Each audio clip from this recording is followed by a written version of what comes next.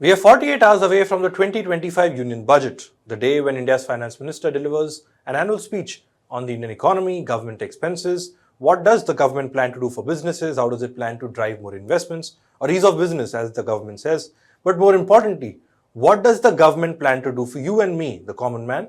Nirmala Sitharaman will present her 8th consecutive budget as Finance Minister on the 1st of February, and 11th budget overall of the Modi government.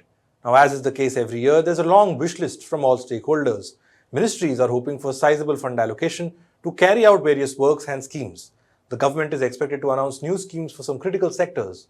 Businesses are eyeing relief on the tax front, like simpler and lower GST rates, stimulating demand, and a more business-friendly environment. Some reports suggest this budget by the Modi government could focus on boosting investments in sectors like infrastructure, manufacturing, and agriculture.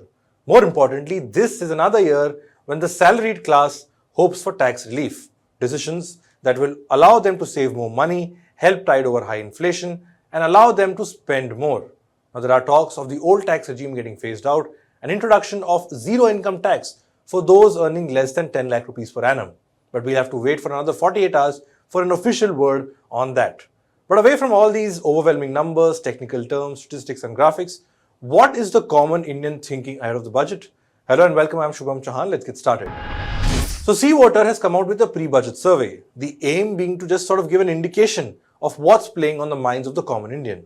Seawater says it spoke to 5,269 people in this pre-budget survey. News agency Reuters reported its findings yesterday, and the findings don't look too positive. First, the big I, inflation. Nearly two-thirds, or about 66%, of those surveyed said prices had gone up since Modi became Prime Minister of India, and that high inflation continues unabated.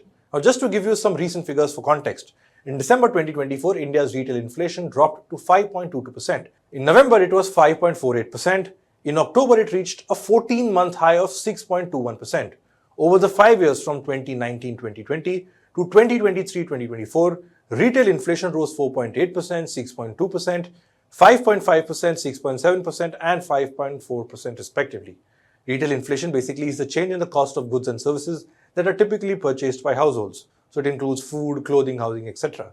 Now, the Reserve Bank of India, which is India's central bank, has a tolerance limit of 2 to 6% for inflation. So anything between that range or anything in that range is manageable.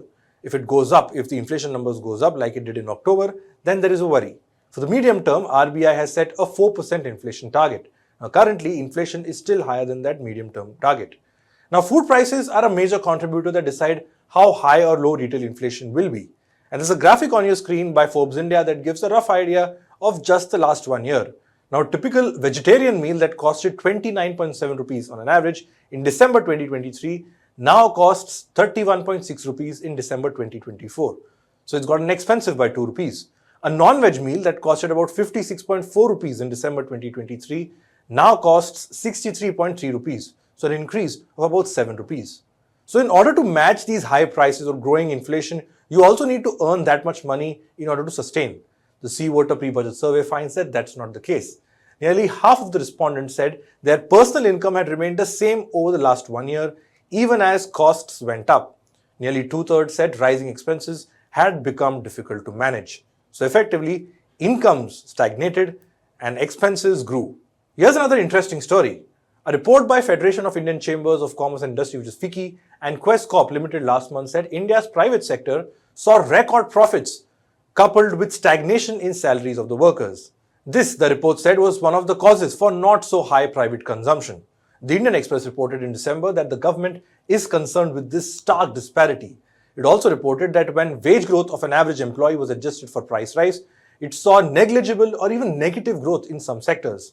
Like this graphic that lists 5 sectors. An average employee at an FMCG company, which is basically your daily goods like milk, fruits, vegetables, etc., earned around 14,600 rupees in 2019. In 2023, that has gone up only by 5% to 19,000 rupees. In the banking sector, someone who's working in the banking sector, an average salary was around 15,000 rupees in 2019. In 4 years, it has only gone up to around 17,500 rupees. In fact, according to a report, the salary for an entry-level software engineer was 3.2 lakh rupees in 2011. 13 years later, that is in 2024, the salary has only gone up to 3.75 lakh rupees. And let's not even begin on those who don't have jobs at all. As per the last periodic labour force survey, the total youth unemployment rate in India stands at 10.2%. There's an increase in the joblessness rate for women up to 3.2% from 2.9% in the previous year. So a combination of high inflation, weak investment and low growth has meant India's overall growth has slowed down. India is expected to grow by 6.4% in the financial year ending in March. This is the slowest in 4 years and even below the government's own initial projection. The government had initially projected a growth rate of 6.5 to 7%. So what about the future? The Sea Water pre-budget survey shows those surveyed were largely pessimistic about what's next, especially how high inflation, low or stagnant income has left the salaried class in a lurch. More than 37% of respondents said they expect the overall quality of life for ordinary people to deteriorate over the next year. That's the highest percentage since 2013. So while the Indian economy may be shining on the world stage with numbers better than other countries, claims of the fastest growing economy and the like, it remains to be seen whether the upcoming budget is able to tackle or at least provide a stimulus to give the salaried class some relief. That's all we have for this report. Do like and share this video, comment and let us know what your expectations are from this budget, and of course, subscribe to HW News English on YouTube for more such videos. Thanks for watching.